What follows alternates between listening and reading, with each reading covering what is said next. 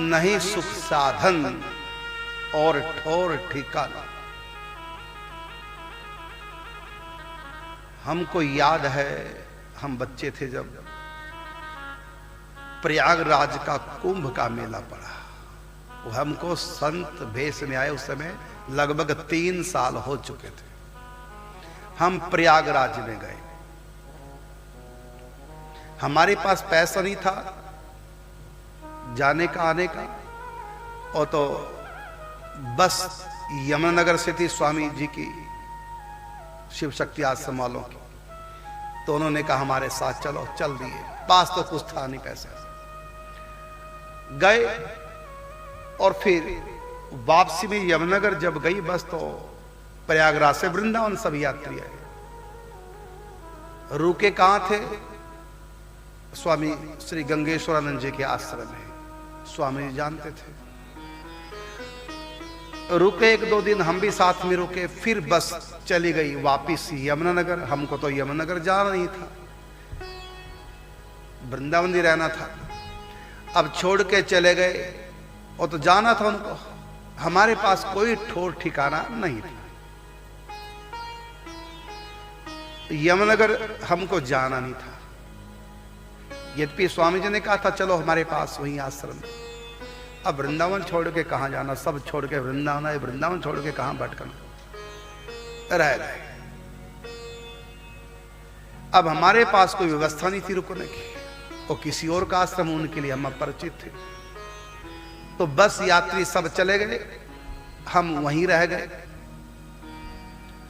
अब जब आई रात, हमारे पास बिस्तर नहीं था, तो उस समय स्वामी जी की व्यवस्था थी।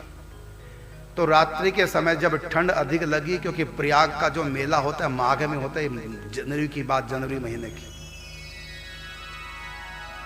तो रात को जब ठंड अधिक सताई, हम निकल के कमरे से बाहर, तो लोगों के कमरे के आगे, आश्रम में जो यात्री सोए थे उनके कमरे के आगे सबके एक एक टाट पड़ा था, जो पांव पहुंचकर अंदर जाते, मैट का काम लेते। उन टाटों को सबको मैंने इकट्ठा किया, और डर भी लग रहा था कोई देख ना ले, कोई चोरी कह दे ये चोरी कर रहे, और ठंड के मारे परेशान। यद्यपि मेरे पास एक कंबल था, लेकिन उस कंबल से काम चलने वाला नहीं था। नीचे बिछाए तो ओढ़े, क्या ओढ़े तो क्या नीचे क्या बिछा कर ओढ़े, और एक कंबल में पतले सा कंबल था, कोई आजकल जैसे कंबल होता है ऐसा नहीं था, पतला सा था। ठंड बहुत लग रही थी, तो सब के कमरों के आगे से कट्टे उठाए टाट बोरी के, उनको जोड़ के नीचे बिछाया, अपने ऊपर कंबल लिया, कंबल लेके फिर बोरी के टाट उसके ऊपर 2-2, 3-3 करके किए। लेकिन करवट बदले तो बोरी के टाट गिर जाते थे, करवट तक नहीं बदली रात को, कि बोरी के टाट इधर उधर हो जाएंगे, फिर ठंड लगेगी। ऐसे भी हमने दिन देखे। और आपको एक बात बड़ी प्रसिद्ध, तो यहां खुजली होगी बाजू में, अब तक निशाना देखो यहां पर। तो ट्यूब लगाने के लिए पैसा कहां से, 10 रुपए कहां से आएंगे हमारे पास?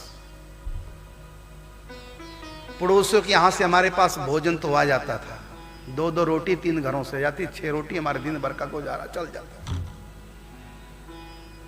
लेकिन दवाई कहां से आए, और किसी को कहना भी नहीं।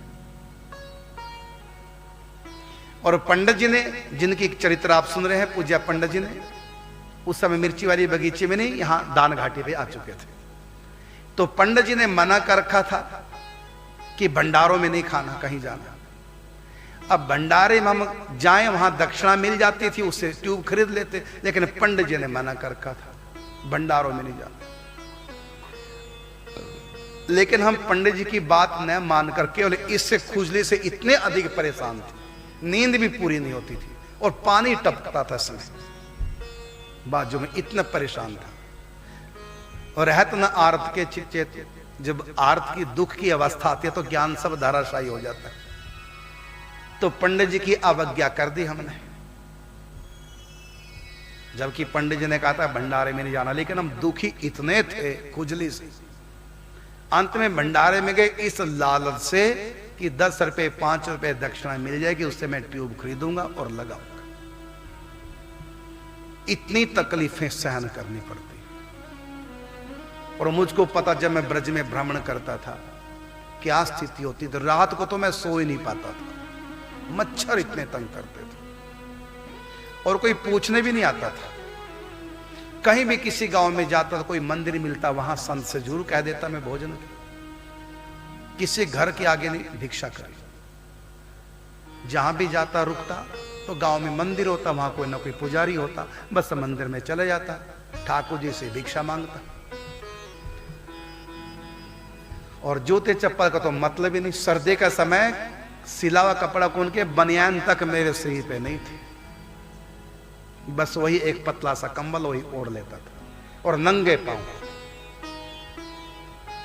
ऐसे ऐसा समय, ये केवल मेरी बात नहीं, सब संतों के साथ, कि जो ममता प्यार भोजन मान सम्मान घर में बाहर थोड़ी है।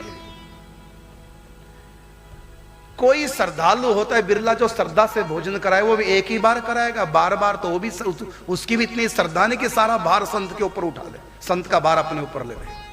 इतनी भी लोगों की श्रद्धा नहीं होती। ठीक है, कभी कोई संत आए कुछ दे दिया, चलो इतना तो ठीक है, रोज रोज कोई देने को तैयार नहीं। इसलिए तो कोई अपने बच्चे को संत नहीं बनने देता। यदि किसी में वैराग्य आ जाता है ना बच्चे में, तो माँ बाप रोक देते हैं, उनको पता कितना कठिन है। पूर्ण रूपेण शरणागति, पूर्ण निष्ठा यदि हो तो भले को टिक के रह जाए, नहीं तो संत बनना और संत बने रहना टिक जाए कोई यहां इतना आसान नहीं है। यहां कितनी माता हैं वृंदावन में, उनसे पूछो जरा उनका जीवन। क्योंकि भले ही हम विरक्त हो जाएं, घर छोड़ करके सन्यासी बन जाएं, लेकिन बड़ी कठिनाई का सामना भोजन के नाम पर, वस्त्र के नाम से, दवाइयों के नाम से, छत के नाम से। पहले जमाने में समस्या नहीं आती थी, क्यों? जंगल होते थे, जंगलों में कहीं भी कुटिया बना। अब वृंदावन में तो जमीन इतनी महंगी, जहां हमारी 108 कुटिया बन रही है, वहां पर 2 लाख मेन रोड पे जहां कुटिया बन रही, 2 लाख रुपए 1 गज की कीमत हो चुकी है। वो तो हमने उस समय ले ली तो ली गई, आज नहीं ले सकते थे। वो तो प्रभु की कृपा हुई है जो जल्दी से ले लिया। और लेने के बाद आसपास के इतने दाम बढ़ गए, जब लोगों को पता चला यहाँ 108 कुटिया, क्योंकि बरसाने वाली 108 कुटिया का बहुत ब्रज में हल्ला हुआ। अब वो 108 कुटिया वृंदावन में बन रही है, तो यहाँ की जमीन महंगी हो गई। इस समय 2 लाख रुपए गज के हिसाब से। ये तो समय से ली गई। किस लिए ली है? कि जो महिला संत, क्योंकि पुरुष संतों के लिए तो बरसाने में बना दिया, जो महिला संत है उनको हम कुटिया दें, जीवन भर के लिए उनका खर्च उठाएं। जो संत बन गई माताएं बहनें, भोजन वस्त्र की व्यवस्था, बीमार पड़ गए दवाइयों की व्यवस्था। फिर संतों का बुढ़ापा भी आता है, बुढ़ापे में तो सेवक चाहिए। इसलिए इस दास के माध्यम से ठाकुर जी 108 कुटिया वृंदावन में बना रहे हैं। पुरुषों के लिए बना दी बरसाना में 108 कुटिया, और महिलाओं के लिए बना रहे हैं ठाकुर जी वृंदावन में 108 कुटिया। और मैं कहना चाहूंगा जो भी मुझको सुन रहे हैं, संतों की सेवा करो। संतों के भजन में रोटी कपड़ा मकान और दवाइयों के नाम से विशेष परेशानी का सामना संतों को करना पड़ता है, और बुढ़ापे में संतों को और मुसीबत खड़ी हो जाती है। इसलिए संतों का कोई ठिकाना होना चाहिए। पहले जमाने में जंगल होते थे, कहीं भी कुटिया बना लेते थे। अब तो वृंदावन में कोई कुटिया संत आएगा कि रहे कहां? कुटी बनाने के लिए पहले जमीन खरीदो, जमीनें इतनी महंगी नहीं खरीद पाएंगे। आश्रमों में यात्री को आना जाना लगा रहता है, इसलिए वहां भी भजन का माहौल नहीं है। अब एकांत नहीं संतों को, अपनी कुटिया खरीदे तो बनाए कैसे, कहां से पैसा है? घर छोड़ के संत बने। अब वो जंगल नहीं रहे कि कहीं भी कुटिया बना लो घास फूस की। अब वो फल फ्रूट जंगलों में नहीं है कि कहीं भी कंदमूल फल खा के गुजारा कर लो। अब वो जलवायु इतनी पवित्र नहीं जो तंदुरुस्ती कायम रहे, बीमार पड़ जाते हैं। और भिक्षा का भी अब जमाना नहीं रहा, क्योंकि किसी संत को शुगर है, किसी को बीपी हाई है, भिक्षा में सब्जी नमक वाली निकाल सकते। किसी को कोलेस्ट्रॉल है तो चिकनाई सब्जी कैसे खाएगा वो भिक्षा में तो घर के लोग अपने ढंग से बनाते हैं ना। इसलिए भिक्षा में भी जवानी तक तो भिक्षा हो सकती है, जो ही बुढ़ापा आएगा भिक्षा का अन्न पचता नहीं है।